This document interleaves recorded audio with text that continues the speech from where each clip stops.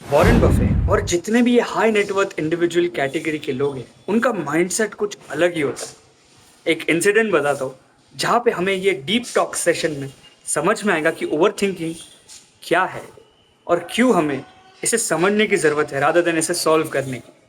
Warren Buffett एक interview में share कर रहे थे एक इमेजिनेशन कि सोचिए, अगर आप एक हाई नेटवर्थ इंडिविजुअल कैटेगरी के आदमी के पास आते, उसे खुश करते और खुशी के मारे वो आपसे ये कहता है कि जाओ खरीदो कोई भी गाड़ी, कोई भी एक गाड़ी जो तुम्हें जिंदगी भर चलानी पड़े, पूरी जिंदगी बस एक ही गाड़ी।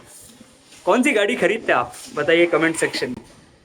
एंड वो माइंडसेट वो बोलते हैं कि हम ये गाड़ी का कितना ध्यान रखेंगे, कितना ध्यान से उसे देखेंगे कि उसके एक डेंट, एक स्क्रैच, एक मशीन में भी कोई स्पेयर पार्ट में भी कोई खराबी ना आए, उसे सर्विसिंग प्रॉपरली टाइम पे कराएंगे।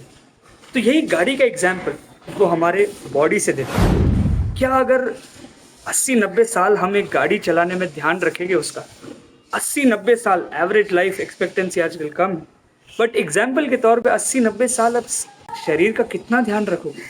इमेजिन करिए, इसे प्रॉपरली सर्विसिंग कराना, खाने के रूप में, रेस्ट के रूप में, ट्रेनिंग के रूप में, लर्निंग, अर्निंग, ध्यान रखना अपने शरीर का, अपने आसपास लोगों का, और कोई भी डेंट, स्क्रैच या मैलवेयर नहीं आने दोगे आप इस गाड़ी रूपी बॉडी में। कितना फर्ज बनता है हमारा इस शरीर का ध्यान रखना। तो क्यों हम ओवर थिंकिंग, बैड हैबिट्स, जैसे डेंट्स होते हैं वैसे हमारे बैड हैबिट्स हमारे ऊपर क्यों लगने देते हैं।